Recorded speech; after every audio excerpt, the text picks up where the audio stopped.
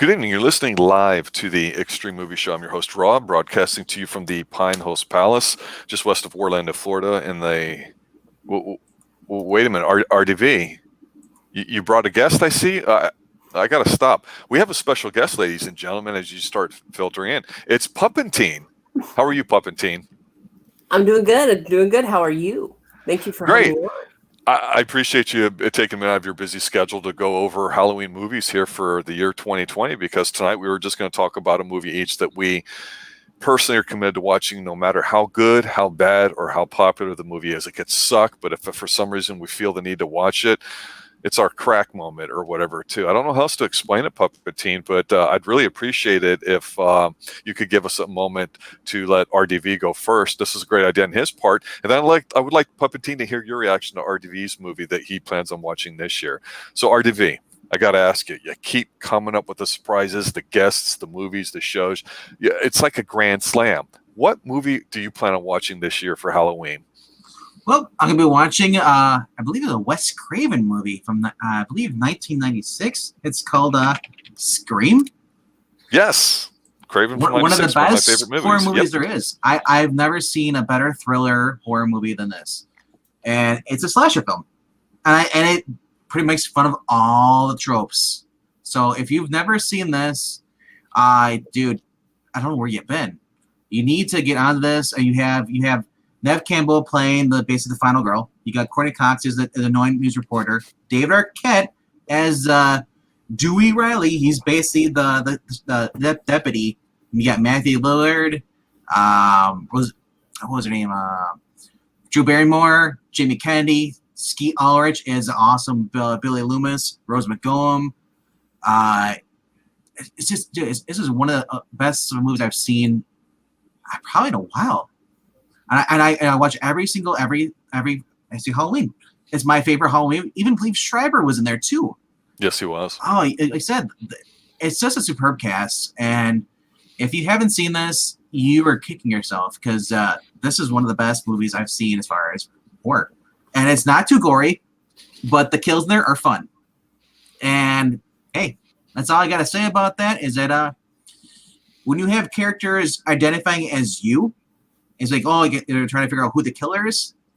That right there alone makes it stand alone from everything else. If you're like, hold my beer, and I haven't seen a movie since then that's been just as great as Scream.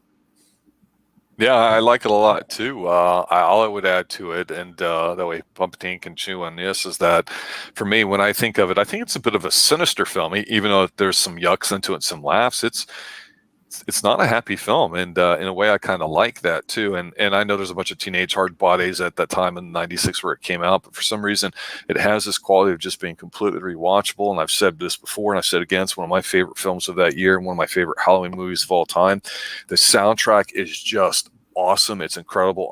It's a movie I watch every year as well too, although my movie will be different. So the movie Scream, Puppeteen, what would you have to say about it? Well, I think y'all have made excellent points on it. I suppose what I would say is that it is truly a master of being a comedy and a horror movie, because there are serious moments in which you'll be like, what? What's happening? What's going on? So, I do agree. I think I'll be watching it this year too. Okay, so let me ask you, Puppeteen, what for you, do you have a particular movie that you're just committed to watching this year, or the one that you watch every year, or what's one very special Halloween movie for you? I mean, I could go basic and just go Halloween, but I don't think I'm going to do that. No. This year I'm going to watch Magic. That's going to be my choice. I'm going to watch Magic this year. And tell us what Magic's all about. Well, it stars Sir Anthony Hopkins before he was a sir. It is truly just, it shows what a fantastic actor he is. I think that it might be one of his best roles of all time. A lot of people with Anthony Hopkins only really honestly know him from when he played Hannibal Lecter in Silence of the Lambs, and I maintain that the Bounty from '84 is probably a very strong performance of his. I know he had some issues with the film with Mel Gibson and the directing and all that, but that being said, I had heard too from people way back then, go see Magic. People will say it's an evil killer doll type film, and I say no, it's not. It's about a guy losing his mind, and that's the whole thing to it, and the doll happens to be there. So it's not necessarily like a possessed sort of spirit like in some of the evil doll films like Brahms or Brahms 2 that we've talked about recently here on the Xtreme Movie Show. So I agree with you. I think it's a phenomenal one as well too. It also keeps you guessing because there are a few moments where it does look like that dummy's moving back there. What's that dummy doing? And then it, of course, at the end, I think the end is perfect too. You have the girl coming out after Anthony Hopkins has stabbed himself, and he has that entire long scene with him and his dummy, and they're just talking about, oh, I don't want to die, but you have to. And then the girl comes out, you know what? I'm ready. Give it a chance. And that's where it ends. It fits. I really like it. It's a cynical ending, and sometimes those really fit, and it can be kind of funny too. I agree with you. I know for me, one movie that I've been committed to watching lately, and I just said, man, for some reason I feel the urge to see it, and I haven't seen this movie in several years, and it gets a bad rap, and get ready for it, RDV, because I know you're going to hate it. It's Halloween 3, Season of the Witch. And the reason why I'm mentioning this film is because Halloween is one of my favorite all-time movies, especially horror films.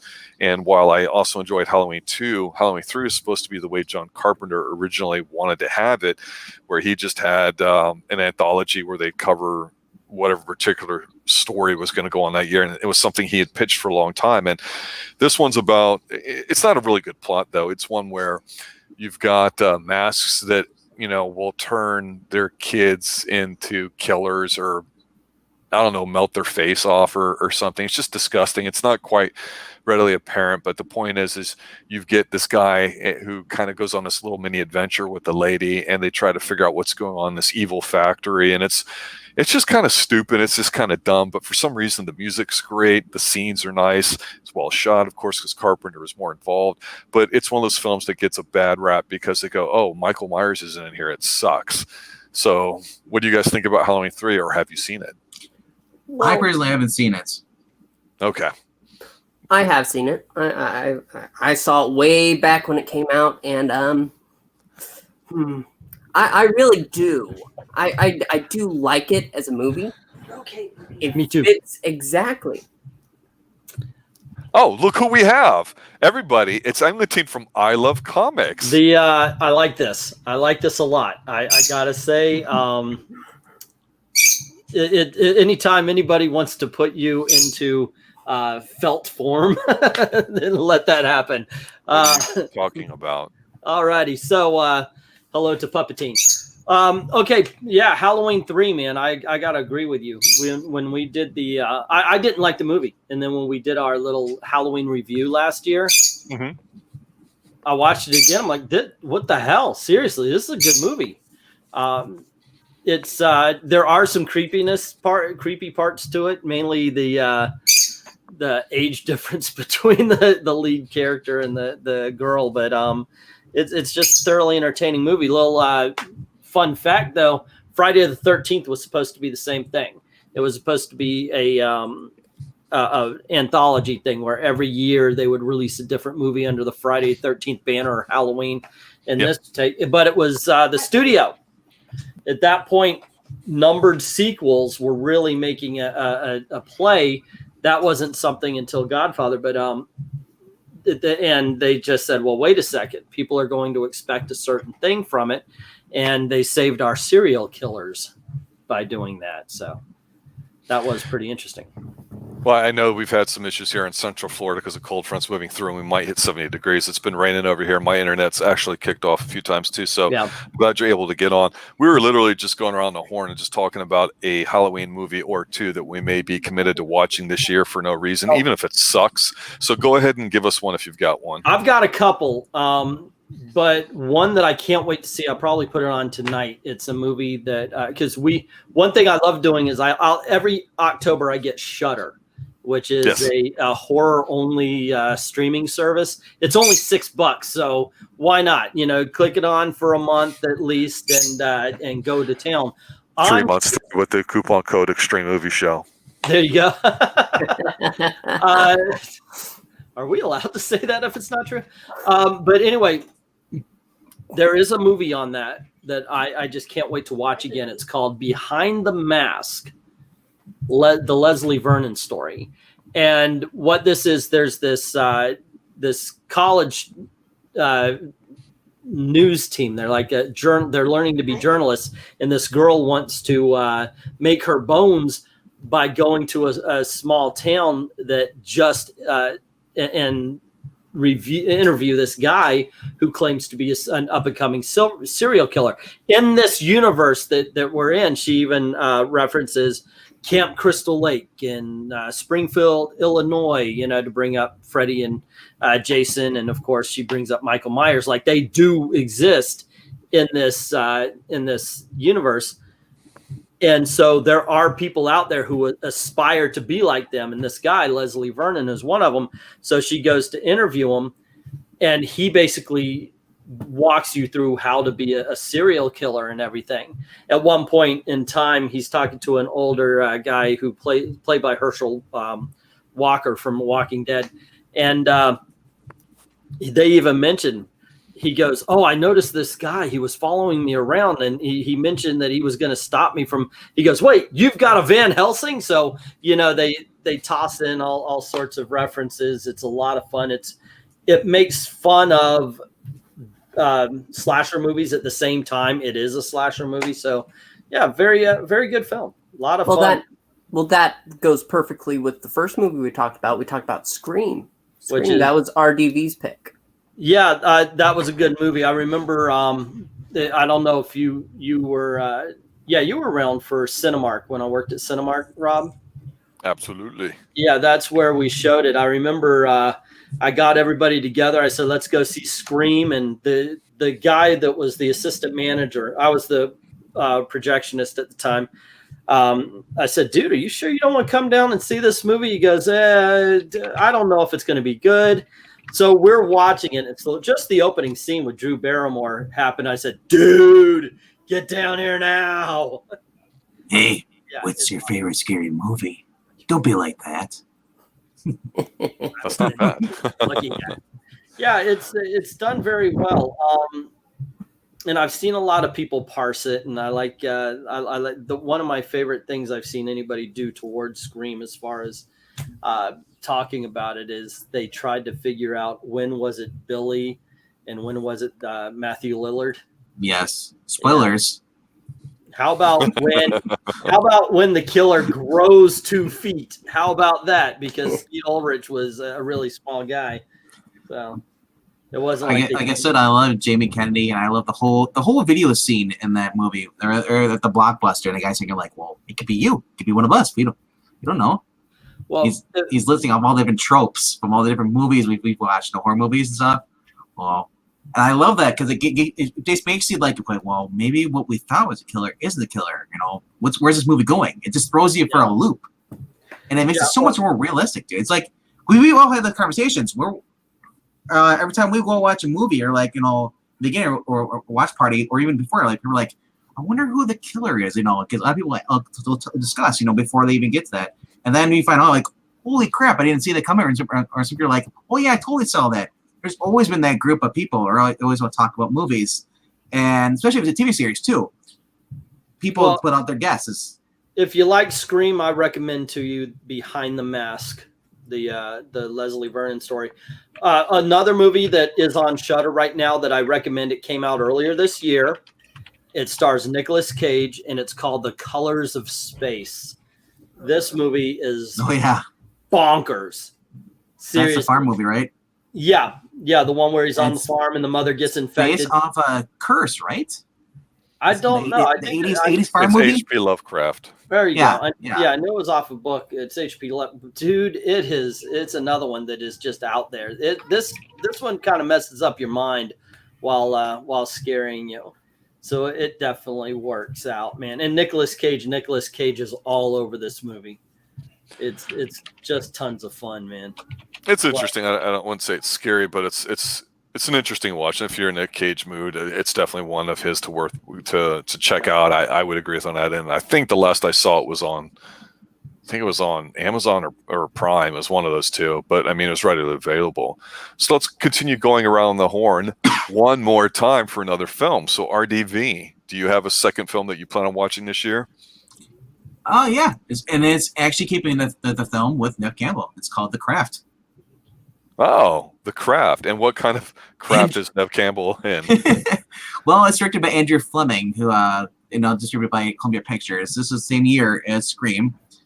You get Robin Tunney, you get Fairuza Balk, who is always one of those characters, or actresses, very beautiful, but she always plays the crazy roles. I noticed that. And it follows a group of 4 basic teenage girls in Los Angeles, high school, and 3 of them are planning on pursuing witchcraft. Nev Campbell plays the new girl moving in, and she gets tempted into joining them and stuff. She's the goody two-girl show. And I don't want to spoil it for anybody else who hasn't seen it, but I'm just saying it's one of those movies where it's like, wow, the action just keeps piling on more and more. It starts off slow, but halfway through the movie, you're like, dude, this is actually really, really good for being a movie. And like, because some people look like, oh, it's a girls' movie, and like, oh, it's gonna be like CW. No, this is what CW wish it could be. No, if they did a horror movie. This is the real deal. This is basically on par, I believe, with Scream. If not a little better or a little worse, it's right up there, and I hold it. And people will say, like, well, I don't like that. I'm like, well, each allowed their own opinions, but I definitely check out The Craft and Scream. Behind the Mask, Puppet, whatever your one was. It was called, I forget, sorry. Magic. Sorry. I know Magic it's a with puppet Anthony movie. Hopkins. Sir Anthony Hopkins. Well, that's I agree with you. I remember coming away from the theater saying, "Oh, this actually wasn't that bad," especially considering it had her in it, and you go, "Oh, it's a bunch of teenage chicks. It can't be that good." But it was respectable enough for what it was at the time that it was like, okay, it's better than some of the really throwaway stuff that you can find on, say, Sci-Fi Channel at the time or anywhere else there too. So, yeah. So before I give mine, let's go over to Puppeteen. Puppeteen, do you have a second movie you plan on watching this year? There is one that's really interesting me, and I might have seen it, but my head is so full of fluff that I just don't remember. I want to see The Puppet Master. Oh, really? And why is that? I think it just feels close to my soul. As a person, I think it's what I need to see. Well, the Puppet Master films, and you can speak to this a little bit, and in the 80s, we've talked about how movies in general kind of around 80, 45 really kind of jumped the shark, so to speak, but then you still had a lot of different varieties. And there's definitely a variety of movies out there. And the Puppet Master ones have, what's the word I want to say, a little bit of legs to them. I mean, people actually knew them and watched them, but you really had to like them and have watched them. They were not mainstream, is what I would say. No. Well, they were direct to video movies when they were from Full Moon, I believe was the video. Yes, that's correct. And not only did they do that, but they did Demonic Toys as well as a detective story called Doll Man. And they were low budget, straight to video movies that did the job. You could see every dollar of their budget on screen, sometimes good way, sometimes not. But it was always at least a little bit entertaining. So yeah, Puppet Master, that's a good pull. Interesting. Yeah, because I was always a fan of like Phantasm, which I guess, they had the movie in the 70s, and then they had some others. So that was another one too. But yeah, that, and I think Wishmaster was another one and some others. But yeah, that's an interesting take too. I got to say, I really wasn't expecting that. But one I will say for me, as we do full circle here, is there's a small one I mentioned a couple times before. This one came out, I think, like 2008, 2009 by a small independent guy named Ty West. It's called The House of the Devil. I mentioned this before because it's set in the 80s, and it's about a young woman in college, I think, looking to like go babysit. She gets to know, so she goes to this house to babysit, and it's around Halloween, and it's all about suspense. It's all about buildup. It's all about all those kinds of things, and then it has an ending scene, which I'm not going to say what it is.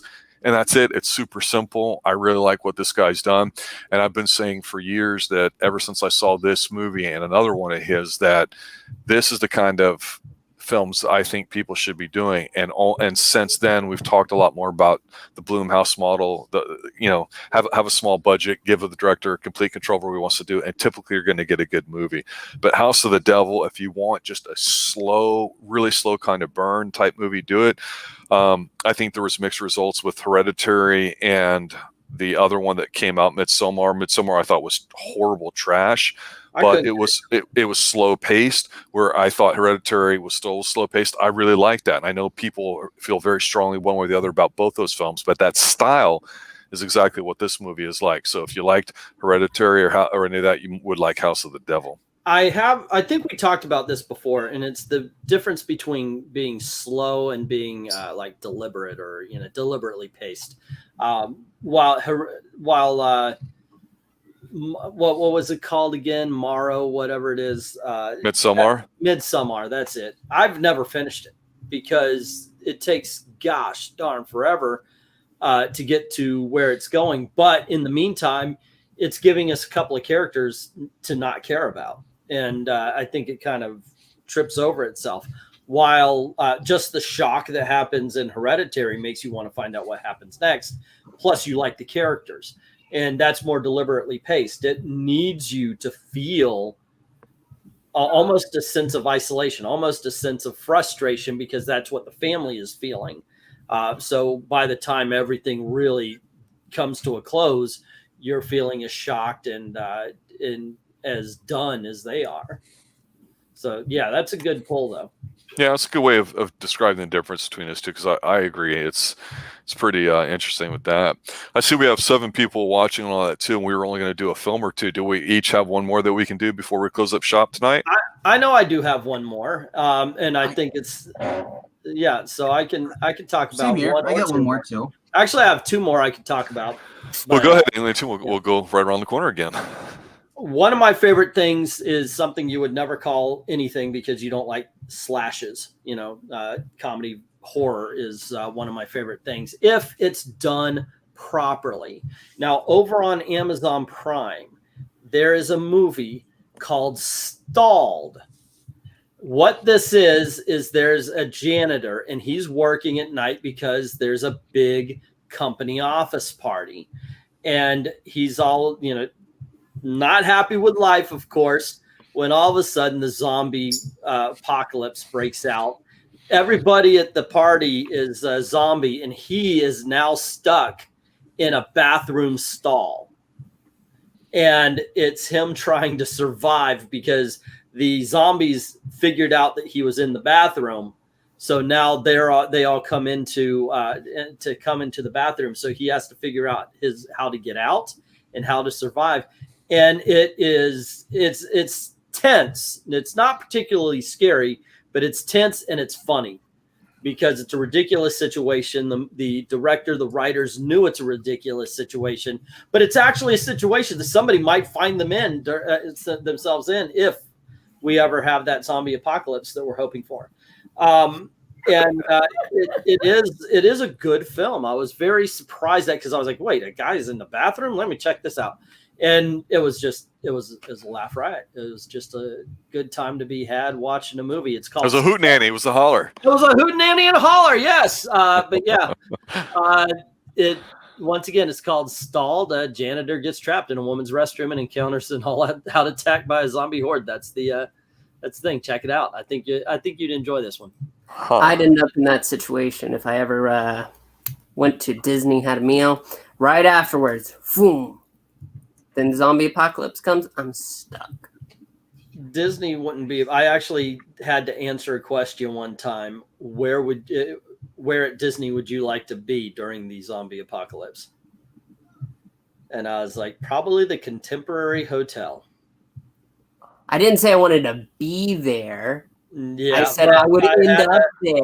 I had to answer that question, and my answer was the Contemporary Hotel because it's a one building unit with transportation out because of the monorail. So yeah, it'd be really. I think that's it. Anyway, Well, Puppeteen, since you're grossly engaged in Disney conversation with Englandine, what movie would you say you're going to watch this year? I think while we're talking about Disney, I'm going to watch Ichabod and Mr. Crane. Ichabod Crane and the Sleepy Hollow. it's called Ichabod and Mr. Toad, but I get it. You want to watch the Ichabod part. Hey, I know what I'm talking about. Like I said, head full of fluff. And why should people want to watch this film? What makes me want to watch this film? Or why should people watch it? Yeah, well, you can say it's great. Why is it great? Tell people why they should watch it, Puppeteen. That's why you're here. It has a fantastic song, and honestly, when it comes to cartoons, the Headless Horseman is just a fantastic, like, scary thing to look at. That's it, right there on the screen. That's what you need. Mm-hmm. All righty then. That brings us around to RDV. What have you got for us, sir? We're going to go back to 1998, and this is, I believe that three of us will enjoy this movie. Not so much you, Rob, but this is ScoobyDoo and Zombie Island. Oh, no. Oh, not this one. Is this the one with the radioactive, like, skull thingy or what? No. This is where they actually encounter real monsters for the first time. This is after the group's been split up. They go to this little island, I believe it's in the New Orleans, right on that part of the little island. And basically they're investigating haunted house, and they're basically, you discover a chili farm, basically is a whole plantation, and they grew hot peppers there. So of course this is the first time I think we don't have Casey Kasem doing the voice. As far as I know, for this movie, we have Billy West taking over for Shaggy. We still got Frank Welker. We even have a guest star on this. Two of them. Adrian Barbeau is in this, and so is Mark Hamill. So it was interesting to see Mark Hamill doing some voice acting in this, apart from doing the Joker. And basically, they get together, and Shaggy and Scooby discover that the island is haunted not only by ghosts, but there's also actual real live zombies. And I'm not going to spoil it for you anymore. It's for Scooby-Doo movies. I think say after 2000s is basically when they started to get kind of dumb. They weren't as good as the classics. This still held up to the original Scooby-Doo stuff. Definitely go check it out. You get to see Scooby and Shaggy eating hot peppers, so it's always a bonus. Yeah, that sounds horrific. Well, Rob, I said everyone but you. Why everyone should watch it? Because it's classic Scooby-Doo, and it's awesome, and it's zombie related. I wouldn't say it's classic Scooby-Doo. Well, a lot compared to what they've put out since then. Okay. That's what you're going to get close as you're going to get to. The passion of your defense intrigues me. I'm very passionate when it comes to Scooby-Doo, man. There you go. Scooby-Doo, where are you? Now, is this live action or is this actual? No. This is before the horrible live action. Okay, so this is like the old school style. Animated, yes. So that's what I'm saying. It's that's why I prefer those. The live action, the only closest part they got to anything was Matthew Lillard is Shaggy. Matthew Lillard is a great Shaggy, by the way. Yes. And I did watch Scoob this year, and Will Forte is not as good as Matthew Lillard at Shaggy. It was very disappointing. Agreed.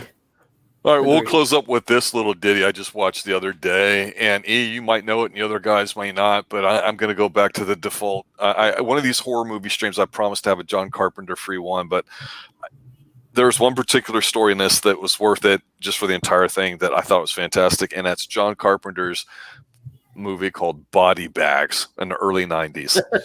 Okay. It's like Creepshow. It's a couple different stories. And so the first one's got the nerd and some woman who I don't think ever up doing anything. And it's just basically a scene in the middle of the night at a gas station. And, you know, she accidentally gets locked out of a tiny little locked up place or whatever. And that's it. And there's a couple other stories. But by far the best story, and this is not horrific at all. It's not even a cutscenes with John Carpenter acting like the Crypt Keeper, which he actually surprisingly does a decent enough job at. This is where you can use horror almost like as a satire. You've got prime grade 100% beef, Stacy Keach, Mr. Mustache and all, Mr. Mike Hammer, a man's man. He's a guy that plays somebody, and he's dating Sheena Easton, who's whoever, but it's Sheena Easton, okay? And they're having dinner, but he's an older guy. His hair's falling out. He's losing his hair. So, oh my God, what can he do? And he finds out from David Warner, who's played some creepy guys, the special thing. They have this special hair treatment program. So it's just a really nice riff on like consumerism and what the lengths guys will go to not lose their hair, because of course that you equate with being, you know, sexually proficient and all that. And he gets, I don't know if it's called the Tarzan treatment, but he gets hair. But here's the thing. His hair is growing like an inch an hour or something. So he gets this really lush mane, and you see him going through all this stuff, and he turns totally vain, and Sheena Easton basically dumps him. But the problem is there's these little tiny creatures like on his hair, and it just gets really disgusting. And it's to see Stacy Keach playing this kind of role was outstanding. He does such a great job, because if you like me watched him in Mike Hammer and other movies growing up, you go, okay, he's a little one note-ish, you know, he could do good with staying off the cocaine. But in this one, he makes kind of fun of himself and guys, and it's funny, it's worth it, and it's lighthearted, a different tone than some of the other ones in there. But Body Bags, I think 93 or 94, fantastic one, I would say. Nice. Wow. From what you're saying, it sounds a lot like that John Carpenter just likes a lot of bugs. And that, by the way, is also streaming on Prime Video. So make sure if you want to check that out, go right on ahead there. Alex Thatcher, thank you, Johnny. Yes, she is. She's a yowzer. When you look at her, you go, wow. What is the price on Prime Video? Is it a rental, or does it come free with Prime membership? It's free with Prime. It's free with your Amazon Prime membership. I've noticed that certain shows we've been watching for the kicking it, I have to rent them. I get that. Over on Shudder, there is a movie just like the one that Rob's talking about. Gail and I watched it last night. It's called The Mortuary Collection, where this girl goes in for a job interview at a mortuary, and Clancy Brown is the person who takes care of it, and they sit down, they tell scary stories and everything, and it was surprisingly good. I don't know why, but for a lot of the stuff I see on Shudder, I think it's going to be really cheap horror, but no, sometimes they actually hit, and this time they did. But it's just kind of a back and forth, like they're trying to one up each other as they go. So Shudder, I have, and I've had it since last year, and I will say this, you know, it's done a good job of collecting high-end content. Mm-hmm. It's very user-friendly. It's not necessarily a great volume of movies, but they have some of their own exclusives. So they do have your typical mix like Netflix or any other streaming service of originals, of movies, of series, but it's easily organized. You can typically find some decent stuff on there. So, and right now it's cheap. It is. It's always been cheap. Like I say, it's like $5 maybe, or $6, whatever. You can find codes online for it to get like a couple months free, and averages out like $4 or $5 a month. It's worth it for one or two movies. But they have a bunch of stuff from like the Sci-Fi Channel, the Candle Cove series that I've been really high on, which we haven't discussed, and a few other things too. They have older ones in there, and the beauty of it is they're unedited. They're not cropped in any way. They're high quality streams too, as far as that. They're not, standard def or whatever. There's high quality that exists. If it's something from Shout Factory, that level of quality, Shudder has it, you'll see it in that. So Shudder's definitely something that doesn't get talked about too much because it's a niche product, but it's definitely with it too. Yeah. So, all right, guys, go ahead. I was about to say, and it has Halloween for Halloween. Oh, And there real you go. quickly, I have one last film I was gonna. This actually ties into Puppeteen was talking before with Ichabod. It's called Sleepy Hollow, and it is available on Netflix right now. It is with Johnny Depp, and it has your favorite guy on there, Christopher Walken, as the Headless Horseman. It is a very good movie. I don't know how faithful it is to the actual tale, but I enjoyed it a lot. And yeah, it's the Tim Burton movie, but it's not too Tim Burton-y. No, it's actually levels where you can actually enjoy it without knowing it's Tim Burton. So definitely go check it out. And it's Halloween, or it's got a bleeding tree in there, So if that doesn't entice you, don't know what will. Puppeteen, you were going to say something? Were you going to say something? Yeah. I just wanted to address some comments right here. Maranya was saying, talking about horror hair loss with both Teen over here and Puppeteen, myself, in this live stream. Ouch. And you said about hats, Rob. Hats. Well, the reason why I don't wear hats, if I wore one, you wouldn't be able to tell us apart. Oh, but you shave. Oh, yes, yeah. Clean shave. Okay. All the time. Yeah, he's always had a bit of a baby face and all that too. He's always been kind of youthful looking too when he cleans up. He cleans up well, as we like to say too. Wow. Yeah, and Johnny's got in there about watching the Joe Bob special, Halloween special on, I believe, Shudder. I've heard that's pretty good. EU and I used to watch that way back in the day, as well as many other different types. That's kind of loosely based on where the Xtreme movie shows come from, just people hosting it and all that too. So that's pretty good. But I just want to send a special thanks out to RDV for being able to get Puppeteen on. Puppeteen, I'm glad you're able to take some really important minutes out of your busy Halloween schedule to just spend time here on the Xtreme Movie Show. Oh, I'm happy to be here. I am so sorry that I was like half an hour later. So.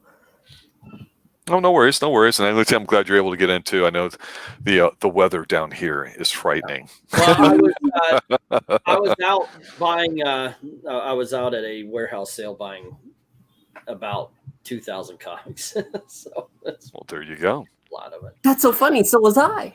All right.